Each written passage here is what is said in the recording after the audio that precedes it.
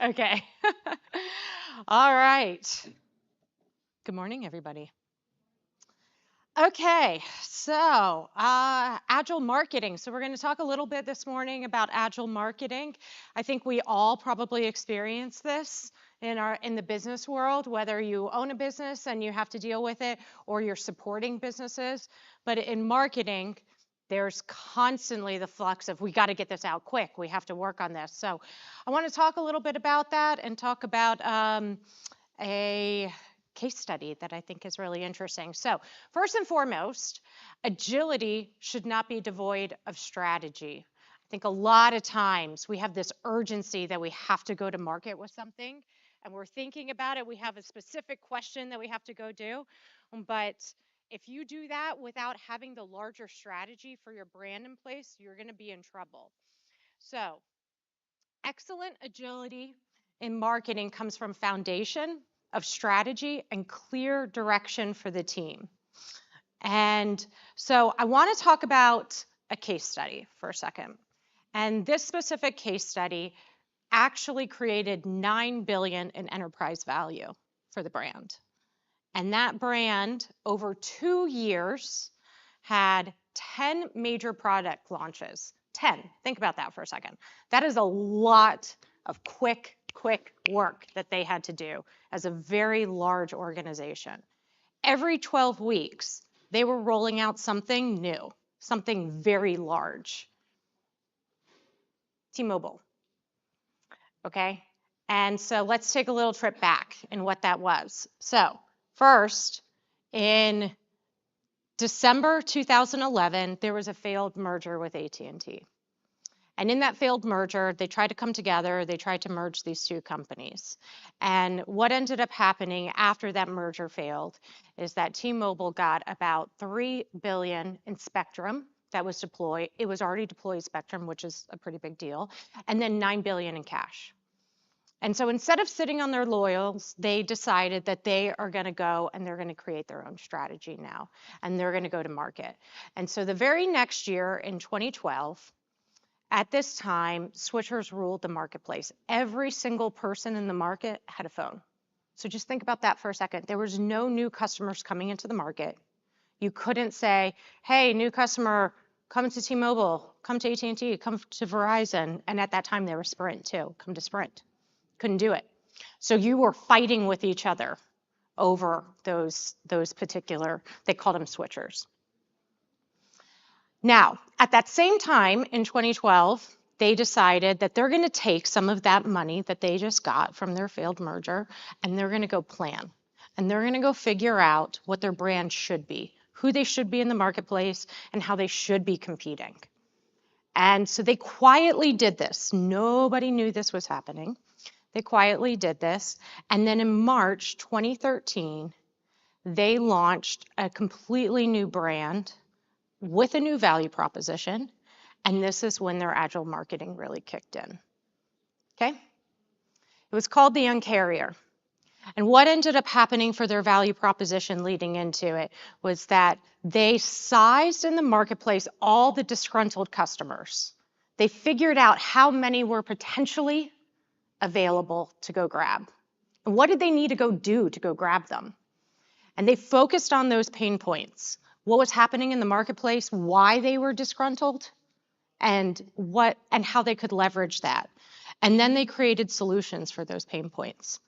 And those solutions, some of them came in the foundational strategy, but some of them, this is where the agility had to kick in, and they had to figure out as they kept going what they needed to do to continue to solve these pain points. Now, yesterday, we heard a lot about authenticity of brands, and this is how you create authenticity right here. It's through this foundational value proposition work. It's understanding who you are, what your personality is as a brand, and what you're going to be to your employees. So next, they determined what their archetype is. Now, are any of you familiar with archetypes for brands? Yep, okay. So for those of you that aren't, there are archetypes that you have to have for each of your brands.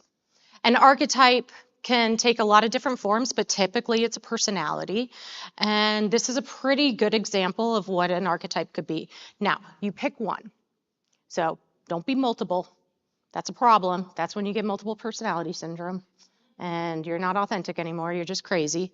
So you have to pick one, and then you stick to that. And that becomes who you are, both internally and externally. That's why your employees start to feel like, yes, I understand you as a company. I can get behind this. This feels passionate. This is purposeful. And then when you're doing messages and you're going to market for your customers, if you are aligning to that, over time, that drumbeat becomes who you are. You're proving it out in the marketplace, and then they start to understand you. So for T-Mobile, what they decided to do was they decided to be the outlaw. They were the disruptor. They were going to go find the pain points in the marketplace, and they were going to come up with solutions for them. So let's just decide that we're the outlaw. So what's the personality of an outlaw and an archetype? Well, they're disruptive. They are rebellious. They're combative. They're going to go say things. They're going to be a little outlandish.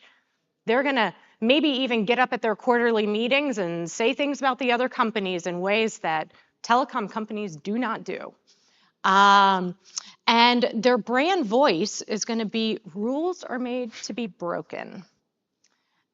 Fits really well if you're going to come up with pain points in the marketplace and you're going to go fix all of those, like contracts for all of the customers and say, we don't want contracts anymore. Or you get a new phone every year. Or we'll pay for you to come to us. We'll pay your early termination fees with AT&T or Verizon. All of these things are rules that the category put in place, and they're going to go break them. And then the last thing here is your main message. And so in this case, for this archetype of an outlaw, the main message is you don't have to settle for the status quo, demand more, and go out there and go get it, which is what they lived by. It also became part of their ethos. They dressed that way for everything. They still to this day actually dress this way. You will see them at any event. And that top right picture, that's their CEO. He's also in the top left one. Now, he has since retired. That's Legier. He's retired. He's just on the board now. But he's the one that created this strategy. And he, you can see, is always in the T-Mobile outfit. And look at that Un-carrier. That's them at their quarterly meeting on the far left. This is who they were. This was their ethos. This is what their employees believed. This is what their vendors believed. This is what their agencies believed. This is who they were. And because of that, it became so clear that when they needed to go do anything agile in marketing, if they needed to go compete very quickly against AT&T or Verizon, it's really easy. You can kind of already see how they might do something. Because now it's not about creating everything. It's about proving out their strategy that they already have. So, what did they do? So now what they could do was they could make a machine out of it. And they could go to market very quickly. Every 12 weeks, actually. Think about that. Creating something new every 12 weeks. They would roll out something so substantially new. And that's because they weren't reinventing everything.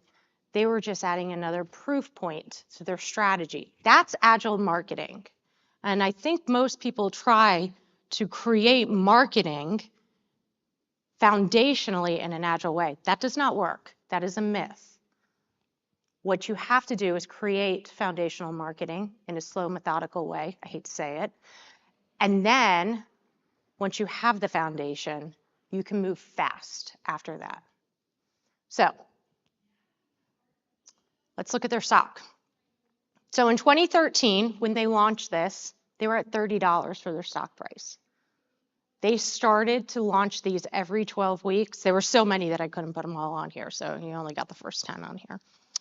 But that first one there, Simple Choice, in that one, they came out with unlimited. They were the first carrier in the United States to come out with unlimited data. Now, I think probably Raise of hands, probably everybody has unlimited data, right? That it's just so common these days. Nobody has a plan that's not unlimited. But back then, that was major. That was the first big proof point, was that if you went over on your data limit, you would get charged extra. So that's what they came out with first. And then next, 12 weeks later, they came up with upgrades for all. And what that one was that you could upgrade your phone. Anytime you wanted to, you could get a new phone. You wanted a new iPhone the next year? Great, get a new iPhone, just give us your old one. You wanted now to switch to a Samsung phone? Great, we'll switch you to a Samsung phone. Simple Global, that was an international one. Now you can travel international for free. Just use our T-Mobile plan. All of these were every 12 weeks. And think about that. That's pretty major that they could do that. That's agility. But they could do that. They could name these in this way. And they could come up with these strategies and create the creative, the TV spots, the marketing, the media, all of that, because they already knew who they were. They already knew who they wanted to be, and they were proving that out through their agile marketing in real time. Okay? So I'm going to stop here. This is actually kind of a very quick one, but any questions on agile marketing or on what you can do or what? Yeah, go ahead. Yes.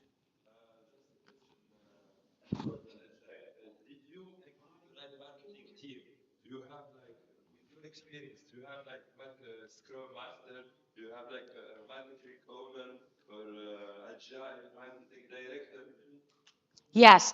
So his question is, do you when you do something like this, do you have kind of all of the pieces, Scrum? Do you have the marketing masters? Do you have all of the different structures in place for this?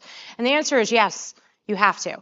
So you have to have the RACI of the full entire structure for it.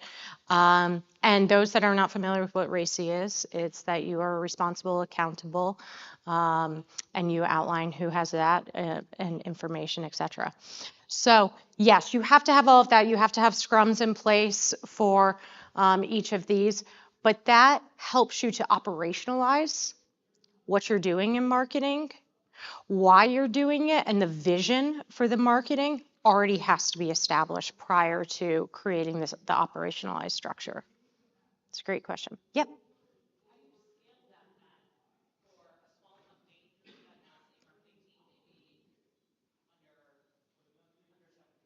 Yeah, that's a great question. So how do you scale it if you have a really small team? Well, so she said hire an agency. That is one way to do it.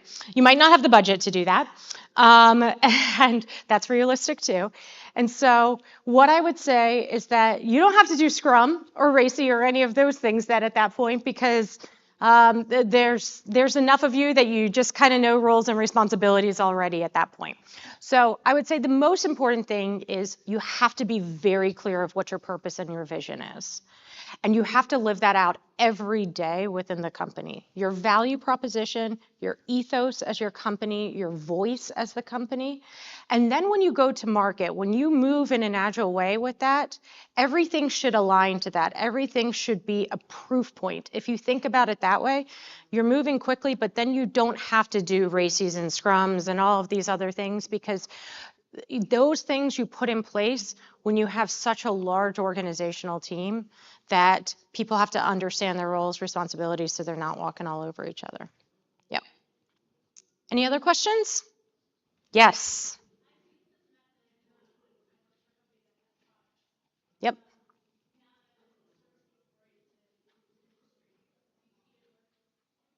Yes. So services, absolutely. We have seen this work quite well.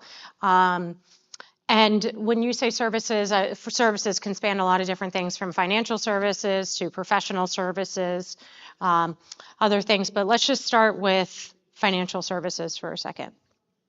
I see this play out all the time in financial services. But in professional services, absolutely too. In consulting world, you see that quite a bit too. Even the big four for consulting, it's very clear they all have different brands and ethoses, and they all have different points of view of how they're going to market and how they're managing things. It's very important that you have that brand vision for who you are, and then you are quickly able to adjust and adapt accordingly. In financial services, you see this quite often play out, even through how they are picking their sponsorships, how they're moving quickly for that, how they also might be coming out with new types of offers. You know, Citi might come out with something, and then American Express might have to combat that very quickly. And you can do that if you understand who you are, and it becomes yet another proof point. If it doesn't, you get lost in the mix. It just becomes a fractionalized message out in the marketplace, and it just goes into clutter. Yep. Any other questions? Yes, in the back.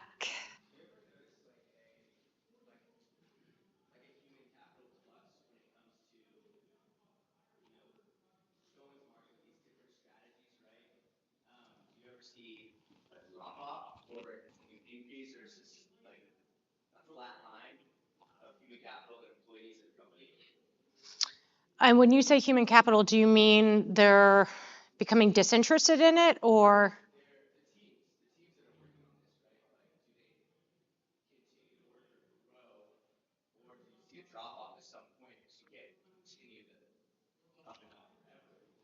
Yeah. Yeah. So the question is about the human capital piece of this, and if you start to see a drop off of it. Yes, in both ways, both for the tenured employees, trying to keep them there, but also for the engagement. Because part of a strategy like this is it creates purpose and excitement within a company. You see that a lot with Apple. The last panel that was up here was talking about Apple quite a bit, and Samsung. You see that a lot with them, where there's just this intense excitement about it, but then over a period of time, if you're not replenishing that, it becomes a problem, because now your workforce is not as purpose driven anymore. And so you do have to evolve. And part of that evolution is you have to go back to your value proposition, to your foundation. You can only live out that agility for so long before you have to go back and you have to reevaluate your value proposition. I would say T-Mobile's there now. They're going to have to reevaluate it. This was actually so successful for them that they ended up being able to buy Sprint with it, because they had enough capital after that. Just think about that for a second. They were supposed to be bought by AT&T, and then that failed. And so then they got enough out of this that they now had enough cash infrastructure that they could go buy Sprint with that. Now, at this point, they're no longer a disruptor. They're pretty big. So their employees are in a bit of a situation where they don't believe it anymore. They're not as much of a disruptor. They're a very big company now. So now I think they're at a point, like you're saying, where you have to go back. You have to reevaluate, who are we today? What do we want to be? And redo your purpose. Any other questions? No. All right. Well, thank you very much. I think we get a little bit of time before the next one starts, and I appreciate everybody for this. I'm around if you have any other questions.